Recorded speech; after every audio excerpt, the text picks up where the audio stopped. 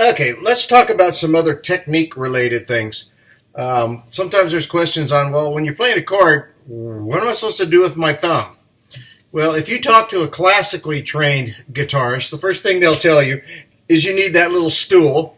You need to put that guitar up like this, and that thumb is always straight along the back of the neck. So when a classical guitarist is playing, his thumb kind of pivots along the back of the neck, up and down as he plays. And the idea behind that is it gives him the best force on the neck.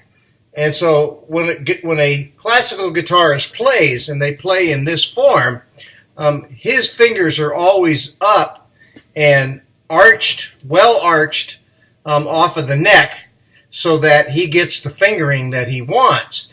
You know, when you listen to a classical guitarist play something like this,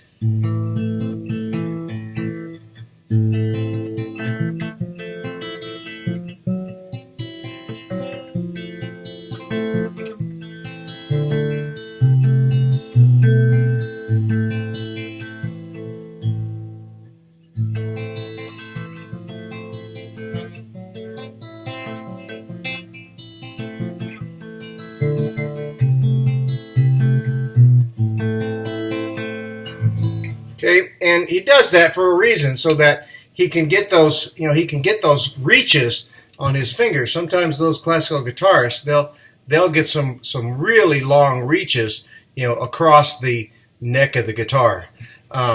For a folk rock traditional guitar player, typically we hoist our guitar down a little bit, and we don't necessarily plant that thumb along the back of the guitar. And you'll see me play, and you see that thumb come up over the edge.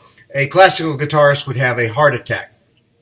But the idea behind that is sometimes with that thumb, you may need to catch that bass string with your thumb. So it's a comfort thing. When you're playing a lot of bar chords, you'll tuck that thumb back behind the neck, but sometimes when you're playing, that thumb will come back out, and it will actually give you some extra fretting action on the guitar. So don't be afraid to let that thumb come across. Try to practice by keeping that thumb back on the back of the guitar, especially when you're playing bar chords. You're going to need that clamping action with that thumb all the way in the back. You don't want that thumb up here when you're trying to play a bar chord. It's not going to work. So with a bar chord, you need that thumb in the back. So speaking about bar chords, in the last lesson we talked about those movable chords of this type of shape, the E chord. We said we had an E, we put that bar in there, we had an F, a G, an A, a B. Well, there's another movable kind of bar chord that looks like and starts off like the A. And what the A is all three of these strings down. Some people can play it with one finger. And to play a bar chord in that position, A, B, you need to learn to do that. The thing about it is you need to be able to crick that third finger at a really tight angle in order to get it. Sometimes guitarists will cheat and they won't play a full bar chord. What they'll do is they'll put those three fingers in place of it and they'll slide them. But again, the thing about the guitar is sometimes you don't need full voicing. Sometimes, which use those same chords, you don't need the full bar. It just depends on what the voicing that you're looking for.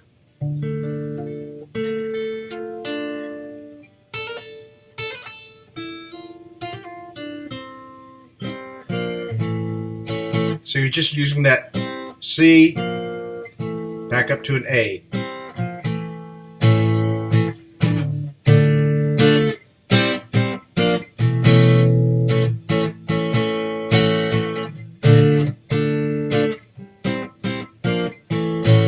So it just depends on what you're trying to work with. Okay, so a little more about technique.